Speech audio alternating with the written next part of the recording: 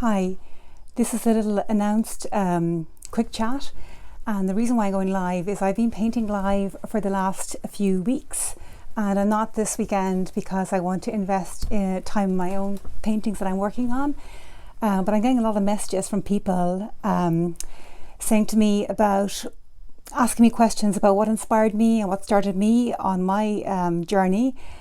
Hi everyone, thank you for joining in. So this is a little quick unannounced chat, and I just thought I'd share with you some things that I found really useful when I started my creative journey, or my just trying to be an artist, which I'm still struggling with.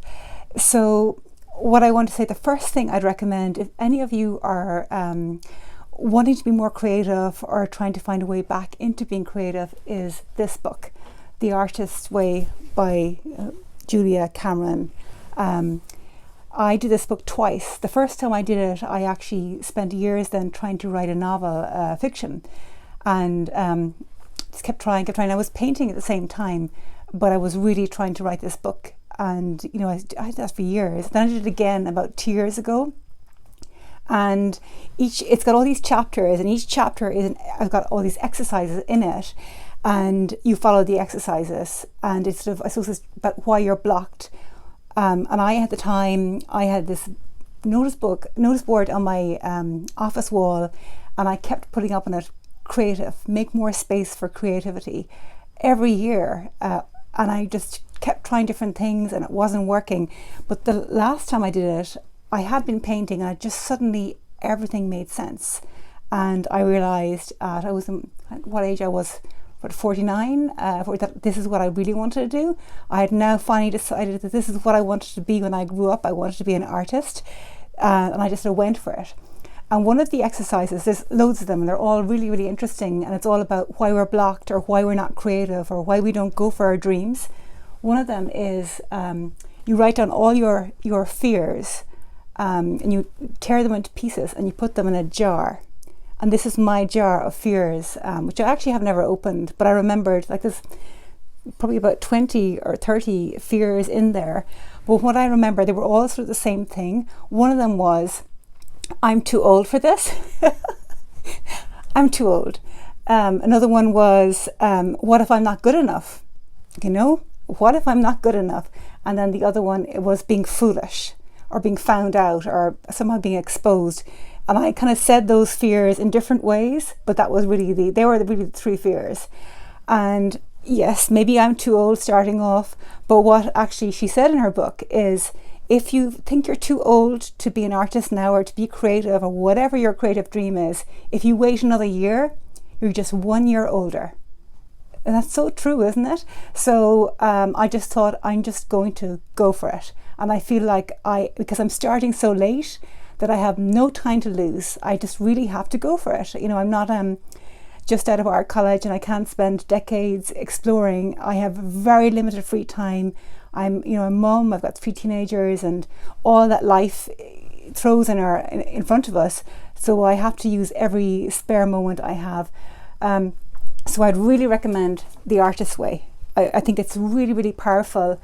And the other thing is about being brave. This time last year, I hadn't even put my face on a video on Instagram. And there is something very empowering about being brave and exposing yourself and being vulnerable and putting something out there into the universe, and things just happen. And I think by every tiny step of bravery you can take will lead to another step. And just for me, even going to an art class, I found incredibly difficult, because I was painting at home and it was private. So painting in front of other people terrified me. And that for me was a huge step. Entering painting into an open call, which was the Lavitt Gallery, was the first thing I entered into, terrified. And then I got in, going to the opening night when I did not know one single person, on my own. My husband couldn't go. Nobody was available. I went on my own, so excited. And then I went in the door and I realized I don't know anybody. I don't know any artists. I was terrified. So everything I did, I was terrified, but I just kept going, because inside I knew, I suppose, this is what I want. and I just have to go for it. So I would say that for you, whatever your dream is, and I get lots of messages from people saying they want to paint, is to just start now. Start this week and invest in yourself. So what you can invest in yourself is in time. Time is so limited, so precious. We have so little of it. So invest in your own time, maybe just finding some space, maybe just once a week, one evening a week, one morning a week, into whatever your creative practice, your creative dream is, and to put some time into that. Then invest in money, like buy something towards that creative goal, whatever it is. So for me, investing in art material, for somebody else, whatever your dream is. But I realized that even though I thought I'm good to myself, and I buy clothes, and I went to the hairdresser when we could all go to the hairdresser. I realized when it came to my creative dream, I was actually very frugal and very mean with myself. I realized this when my youngest daughter was 10 at the time, so about 4 years ago, and she was doing watercolor classes, and there was a list of materials, and as a good mum, I went into Cork Art Supplies, and I bought the best paintbrushes for her, the ones that were €12, and I bought the 4 really good brushes and really good paints.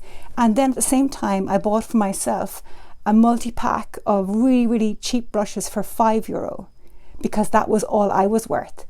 And I think it's about how we've been brought up, particularly for women. Like, I know, apologies to the men that follow me, but as women, we're brought up to be selfless. We're brought up to be good daughters, to be good sisters, to be good friends, to be good wives, to be good mothers. We're brought up to be selfless, not selfish. And years ago, a great friend of mine told me about the playwright Enda Walsh, had told her that for him to write, he had to be selfish. And that really, really resonated with me. So every time I paint, I'm selfish. I'm putting myself first. And that does not come easily at all. I think particularly when it's something creative. I think if your dream is to be a doctor, that seems somehow more valid than if you want to be an actress or a writer or a painter. That seems more, I don't know, maybe is not as valid. So we don't invest in it the same way. So investing in your time, investing in money, and spending on yourself. And then it's, I suppose, by doing the work. My big fear, one of my fears is I'm not good enough. But the thing is, you actually just have to start now with whatever you have now inside you, whatever materials you have, and start now. Because the painting or whatever your creative thing is, I'm just talking about art because that's my thing. Whatever you do now, that's where you are. And the next painting you do will be better. And the painting you do in a month from then will be better. The painting you do a year from now will be better. So it's about starting where you are now and getting on that creative journey, and the work will get better with every hour you invest in it. And I really believe that, and that is really true, because it's about any skill. It's like learning to play the piano. You just learn. Like every time I go for a walk, I'm seeing visual inspiration. Everything is feeding into everything. When I share things with you, I get something back from that energy, from that community as well. And that's the other thing I want to say to you about Instagram is an amazing opportunity, which I am so grateful for. And I really appreciate every one of you who follow me and who message me and who like my posts. And there have been some days when I felt so low and so down and so full of self-doubt. And I remember one day I posted a painting and I just thought, this is really crap. Who do I think I am? Like, I'm just kidding myself this dream. I felt so low. I posted it and I was working in Dublin. I drove to Dublin. And when I went to Dublin, there was this person who I've never met who lives in America. Her name is Wendy, and we only interact by emojis. This is one of these lovely things on Instagram. And she never ever wrote words. She only ever writes emojis. And she had written to me for the first time. She wrote in words, and her words were "keep going." And I actually cried. I was so moved by her. Somebody who was just somebody saying they're perimenopause and lacking any creative spark. Oh, I hear you. Menopause is it is so hard, and perimenopause so hard. It is. And you know what? There are times I don't feel inspired. The thing is, the trick with inspiration, you don't wait. You don't wait for inspiration, because if you wait, it'll never come. You start by doing. You start by whatever your thing is. So I'm talking about art because that's my thing. You start by, for me it's colour. Colour is my thing. So I'll just start by working. Like this painting, I'm going, I don't know what to do with it. I don't know where it is. Is it good? Is it finished? Is it not? I don't know. But I'll just go with colour and then things will start happening. And I've learned that that's my thing. So somebody else might be pencil work or mixing paint or working with fabric.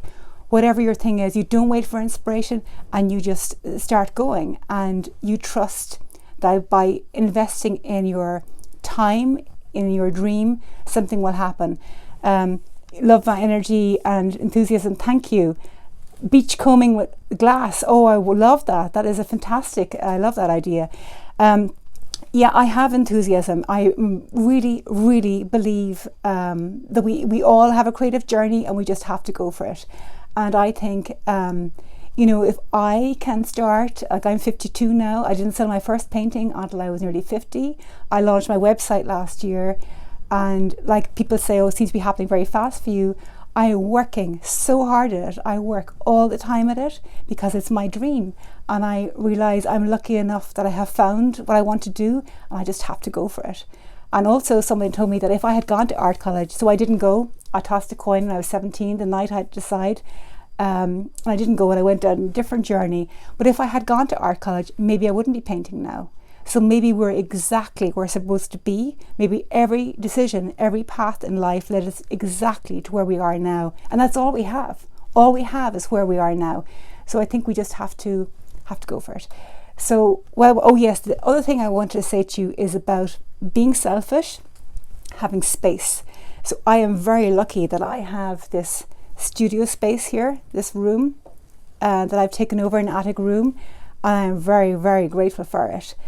But someone's saying I didn't finish art college and 20 years later I got into my glass business. Well, that's fantastic. Well done you, congratulations. And that's brilliant. And I'm glad you went to art college. I would have loved to have gone. Maybe I'd have learned something. Maybe it would be easier now. Or maybe not. Maybe somebody else said to me, actually a group, I'm a member of the Backwater Artists Network, and I presented my work to them, which was slightly terrifying because they're, you know, real artists, and I felt like I'm a fraud and I'm going to get found out. Imposter syndrome is real. They said that if I'd gone to art college, I wouldn't be painting the way I paint now. And I went, oh, that's great. And then I thought, maybe that's because I'm no good.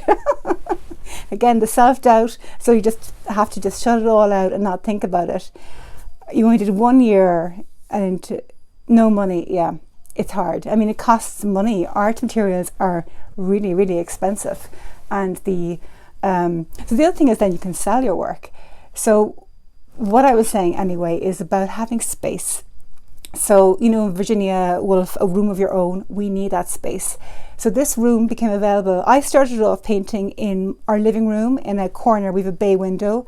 I started painting there and leaving. You need somewhere where you can leave your material for painting, I think is really important. And then I migrated, I took over the dining room table. I put cardboard on it and I had paintings all out there, and there was a smell. I used oil paint, so there was a horrible smell and nobody liked it. But for me to do that was really brave, actually, in our home, and, you know, leaving stuff out that people could see, and even just saying, I want to do this and I'm going to leave my stuff there and I'm going to take over this space. And then when this room, this attic space became free in our home, my son wanted it, and as a good mom I felt like, oh, I should give it to him, but I went, no, I'm going to take it. And that was a truly, truly selfish act, taking it for myself rather than giving it to my child, but I did. And I'm so grateful to have this space, particularly in the pandemic. I have somewhere to go that I can leave stuff out. So tips, I would suggest if you're working to have even a tray that you could, even a couple of trays that you could leave out your materials. I've shown how to make a stay wet palette, and I made one last weekend and it is still perfect. With cling film, the paint is still actually, it's still good enough to work with. So where you can leave stuff even at the edge of the kitchen table, and then you can put it away again. So that's it. So really, they're my I suppose what I wanted to share with you, because I get a lot of messages, so I thought I would share with all of you is number one, you got to be selfish. You got to go for your dream. Start now. Just think what you can do in a year. If you don't start now, you'll just have lost that time. Invest in yourself, in time, in money. If it was your child doing this, or your friend, or your spouse, you'd spend on them. Why can't we spend on ourselves in the same way when it's our dream? And find a space that you can leave it out. So that's really, I just want to share really quickly. I'm going to go off now and paint, but I just want to come on because I'm conscious I'm not doing the lives painting demos, because I love doing them, but they just take a lot of my painting energy, and my time is so limited. I need to give that. I find when I do the live demos, I need to take a break for a few hours, and I just really want to get back into painting, finishing my collection, which is taking so long. So I'll just show you some of them here. This is one I worked on last night, which I quite like. So it's layers and layers of oil and cold wax. These are this big one. I'm not sure where I'm going with that. But I'm really actually feeling drawn to go back to painting with acrylics as well. It's my other side of the studio. It's my real winter, summer yin and yang. But that's it. So thank you for watching. I hope this helped somebody. And that's the other thing, is the book, Julia Cameron. Could not recommend this more strongly if you're feeling any way blocked or any self-doubt. It is really, really powerful and propelling change. So I would really, really recommend you do that. Could you list your favorite oil colors? Do you mean colors or do you mean brands? So with colors, it varies. I tend to go with, I suppose, I find they change with the season. So at the moment, there's a lot of the pinks that were in the cherry blossom, and there's this kind of magenta flower that I see on my walk, and the kind of greens that are these very yellowy greens around at the moment, and kind of light blues, colour of the sky. I tend to have about maybe 4 or 5 colours on the go, and then it will just change. In terms of brands, I use a lot of different brands. You kind of find what's right for you, and also oil paint is expensive. So I would start with cheaper brands and then maybe invest in 1 or 2 of even a colour or 2 of brands you like. It's hard at the moment when you can't see them in person, so you're just buying them from a website. But I like Wilton, I like Sennelier, I like Gamblin, I've got some Old Holland. I buy big tubes of white because that's the colour I use most. But yeah, I'll just show you my my palette actually. If you can see here, my I'll just take this, you can't see. Let's take you out so you can see. So that's kind of the colours I'm working with at the moment, if that makes sense. Yeah, so I suppose trial and error. I'd hate to recommend, so they're my colours at the moment. There's an orange, a magenta, a green, a yellow, and a blue, and a lot of white. And you can see there the colours here. Okay, so is there any other questions? Any other questions? Shoot me a DM. I'm really happy to. I feel like I'm a fraud. I'm self-taught, but I really, really believe in the culture of generosity and sharing and giving back, because I'm so grateful to every artist I messaged and asked them, what medium is that, what varnish is that, and they answered. And I think Instagram is an amazing resource for connecting with other people and sharing knowledge, and it's about positivity. I love it, and I find it gives me a lot of energy, and it helps me be less lonely, or if I'm feeling down, it can really lift me up. But you be careful who you watch, of course. You got to curate your contact. So that's it. I'm off to paint. I just wanted to pop on and say some of this, and maybe I'll do a quick live once a week about different things. And if you have any questions, I'll tell you what I'll do. I'll put up a question box. If you have any questions, I can answer them next week. But wishing you all a fabulous week. Where do you get your inspiration from? Another question. From my walks. I find what I see on my walks. So for years when I wasn't painting, I was on the road. I was always taking these photographs. The photographs that I share on Instagram, I was always taking them. It's only in the last summer, I started sharing them in my stories. And even that felt very exposing. And I'm more used to that now. But I've always looked at things and documented. And for me, sharing them on Instagram with you it really helps me analyze what I'm sharing because I'm writing little descriptions. So what I see my walk, and I think if you're feeling uninspired, go outside in nature, even for 10 minutes, you'll see something, a flower or a leaf or a colour, whatever that is, and you could pick things up and bring them back into your studio. But I find nature is my biggest source. So at the moment, sometimes it's literature actually. At the moment, my new paintings were all about Irish mythology, about Celtic women warriors. I don't know why. I did the Samhain collection that was all about trees. And then there's a couple of paintings, they weren't quite finished. They weren't quite right for Samhain, and they were like half trees. And I had this really strong idea, kind of like a dream at the back of my head of doing something with my daughters because, I've got teenage daughters and all the challenges they go through. And any of you mums with teenage daughters, it's really hard. It's harder than it was for us. And I just had that idea about wanting to protect them and about how hard things were for them and the challenges we were going through as a family. And also this idea about, Irish Celtic queens, women warriors. So it kind of morphed into that.